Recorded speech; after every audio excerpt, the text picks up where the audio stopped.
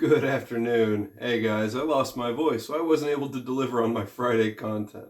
But it's a good thing that I waited because there's been a little bit of news as we've noticed yesterday. Ron DeSantis, some who thought was the leading horse to take down Trump, did not even make it to the first primary. Iowa's a caucus, New Hampshire's the first primary in the nation. He has decided to endorse Donald Trump. He did not endorse Nikki Haley. He didn't just suspend his campaign. I think this is a very good thing for him. A lot of people really wished he wouldn't have jumped into the race, but some people think that he had no choice. His term as governor would be ended pretty soon. There's no senatorial campaign for him to hop to like Charlie Crist did in Florida. So if you go from governor, what do? You become a congressman at that point. That's a major step down in stature and effectiveness. So I think he kind of had to run for president. So I don't kind of put him in the, hey, you're a traitor camp. You didn't wait your turn type scenario. I don't think that was it at all. It's just he didn't have anywhere to go. And in a real sense, if he can't get a cabinet post with Trump, which I wouldn't mind him as the attorney general per se.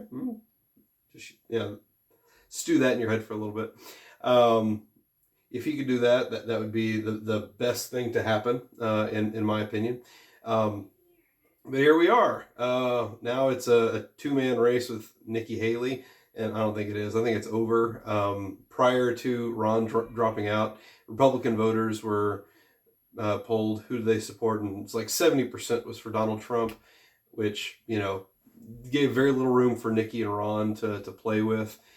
A lot of states, if you pass 50% in your vote totals, you get a winner take all. I think after Super Tuesday, a lot of those primaries are winner take all regardless. So even if you have like a plurality of like 35%, you still win them all. But that wasn't going to happen. And so with Trump at 70%, there's not a whole lot of wiggle room for, hey, I'm a strong second. Even if it's a 70-30, it's not good, which gets us to New Hampshire. Nikki Haley might get near 40%. It may look like a tight race, but the longer she stays in it, the more she's going to get trounced. My internal calculus in this is she's using up a lot of dollars that Trump doesn't have to pay for. If they're being used in the primary, these are anti-Trump dollars that aren't going to be used against him in November. So, Nikki, stay in as long as you want, all the way to the convention. Just keep shooting all that money out. Keep fighting really, really hard. It's very it's a waste of your money, and it's good for Trump. So I'll go ahead and put that out there. But let's get to the point of the video today. Friday I asked what y'all wanted to see, and we wanted to talk about Black Swan events. So strap in, boys. This is going to be a fun one.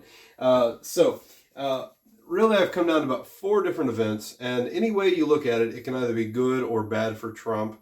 And just because it's bad for Trump doesn't necessarily mean it's good for Biden. Yeah, and a lot of these, they end up being bad for everybody. So let's start with the obvious one. Hey, it's 2024. We've already heard rumors of a super virus that's 10 times more deadly than COVID and sheds 31x, blah, blah, blah. Okay, we've seen this before. Obviously, if this were to occur, then obviously mail-in ballots would be an issue where, hey, y'all need to stay home. It's even worse than COVID. Yeah, you'll have people who will go out and vote in person. But we all know that it's not very secure when you mail in ballots. And a lot of states, they get a taste of those emergency powers and they run with it. Now, I would say that there is a good scenario where a virus plays out and it's good for Trump, but it's not. There's really no benefit, especially without a secure election. I don't think that a virus would be a very, very good Black Swan event. Then again, it would tell everyone, hey, we're doing this again. And we knew that 2020 was, well, at least we know now that 2020, the coronavirus, it was just a political stunt. It really only hurt the sick that were likely not going to make it to 2024 anyways. Hate to say it that way, but truth is, if you're immune compromised, or if you have other morbidities that are hitting you, we should know that COVID-19 knocked y'all off. Okay, Germany, we're talking 9 months into the virus. Is like, okay, America, you're counting things very, very poorly. It's being dying with the virus versus dying from the virus. How are y'all calculating that? We all know what it is. It was all money and power play and all that. So that's the first possible black swan event. The second one I want to get to, you've seen, maybe, perhaps if you're in the know, Alex Jones went on Tucker.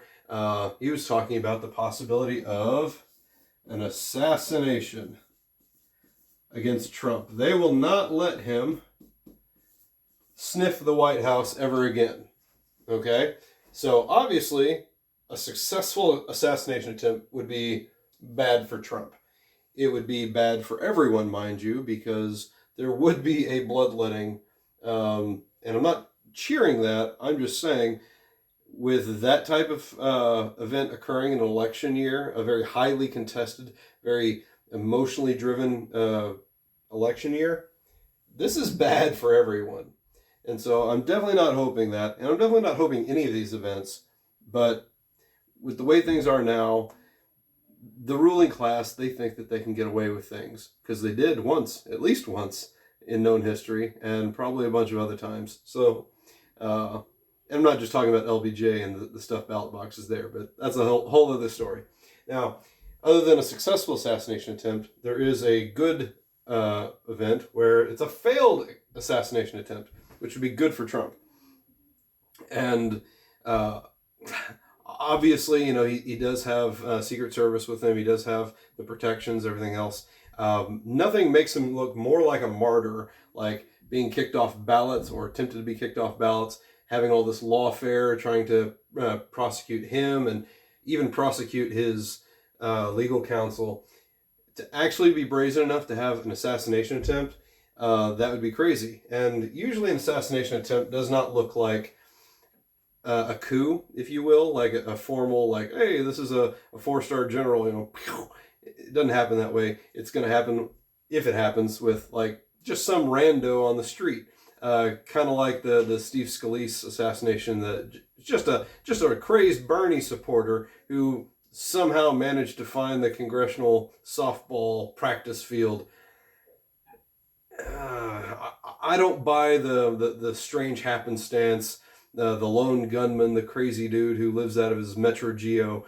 I don't buy that at all. But if there is an assassination attempt, whether it's professional or it looks amateur, if it fails, it would be very, very good for Trump. Maybe not if he gets shot. That would be a very bad scenario. But if he survives, either way, it's going to be good for him. So, the fourth black swan event. You ready? I'm not. So, for those who can't read that, that says WW3. No, this is not new internet protocol. So a lot of, I listen to a lot of international political, geopolitical streamers, a lot of people who get news from the EU and analyze it. They're more in the know. They get more educated than what we get, because here in America, we only care about what happens in America, and then occasionally let's project ourselves outside of our borders. From what I've been seeing is that a lot of EU powers are preparing for the possibility of a World War III scenario. This includes Germany, Sweden, all this other stuff. Now, how likely is it? So I think in their mind, you have like BRICS nations already coming together and being able to project themselves. Possibility of a Russian-European conflict, which is funny because, the EU says, oh, you can't even take Kiev, but somehow you're going to march your way all the way to Calais, which is in France, all the way to the sea. And that's not likely, but when we're talking about World War III, it won't be as conventional as what we've seen in Ukraine. It would be somewhat larger, And so, back to the paradigm, a World War III breaking out would be bad for Trump if it happens before the election.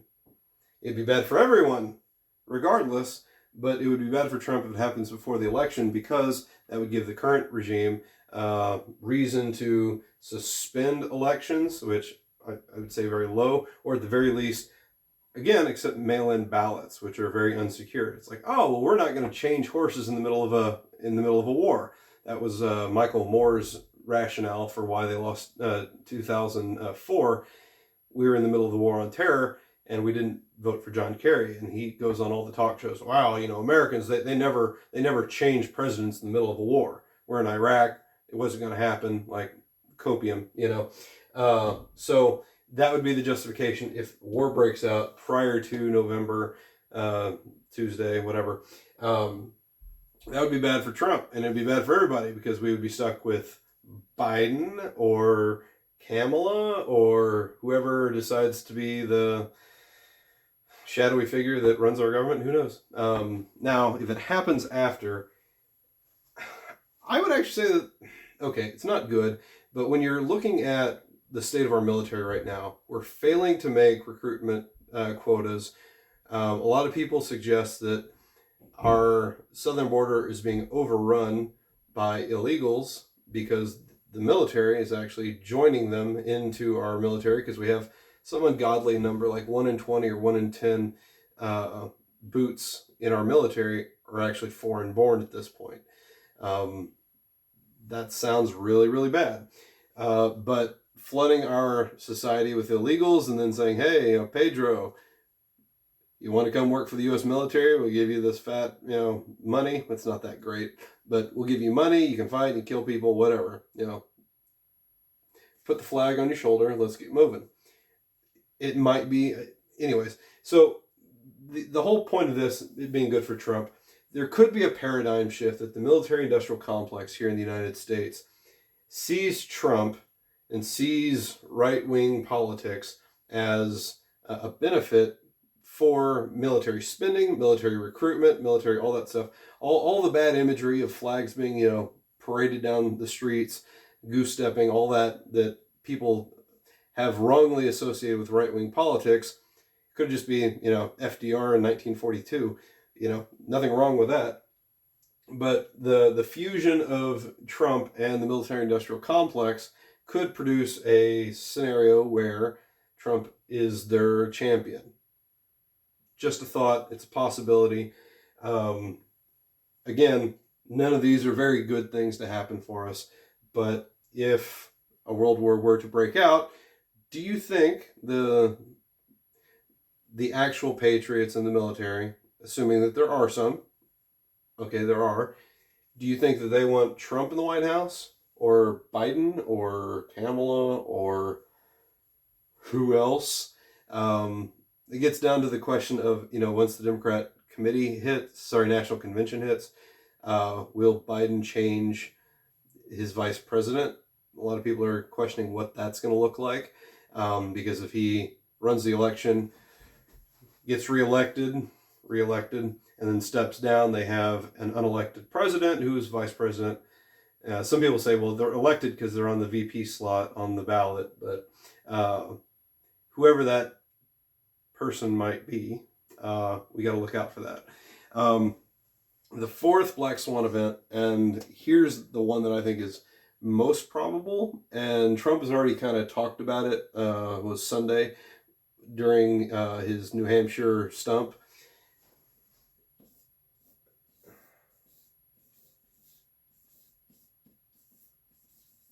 Okay, so here we go.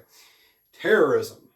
Yes, it's 2001 all over again, except not. So we know that a lot of people, hundreds of thousands of people, have been entering into the country over these last few months. A lot of them we are tracking, a lot of them we are not tracking because we can't.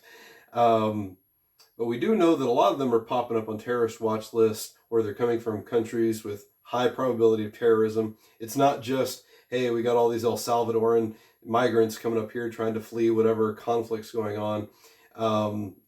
We found Africans, we found Chinese, Probably some Muslims. I'm not saying the Muslims are the terrorists here, but if you get a bunch of Chinese terrorists in the middle of sparking this World War III thing, could be a disruption. Just throwing that out there.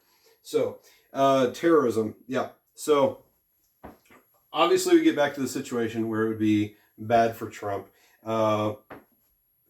Depends on how big of a terrorist problem we have. If it's like the Pulse shooting or something small like that, everything goes on as normal. But if it's something big like an Oklahoma City bombing, a World Trade Center, something that is paradigm shifting for a lot of people, that could lead to a situation where we suspend elections. I keep saying that like it's a possibility. We haven't really seen it, but it's 2024. Didn't know we were going to be arguing about what a male is or a female, but here we are. A lot of unprecedented nonsense is coming out. So if something big really does happen, that may give the current administration a rationale to say, you know what, it's too dangerous for you to go outside. We're just going to have to stick this out, whatever, blah, blah, blah. Or maybe we'll push it to January or something, 2 weeks to make everyone safe. Like we've heard that before. So depending on the severity of the terrorist attack, that would be very, very bad for Trump if it were very severe. Now on the other side, you ready for this? If it's a small terrorist attack, or it's a large terrorist attack that's early, we're talking the summer, you might be pushing it if it's September, if you're getting that late. If you have a terrorist attack in those time periods, Trump is going to say, well, damn it, you should have built that wall. Nancy Pelosi refused to give me a mere $3 billion. I can't get my denominations right. $3 billion to build the wall. That's all I asked. They've poured $200 billion into Ukraine in any given month. It's not that much, but it's a lot. All we asked for was $3 billion to build the wall, and we wouldn't do that.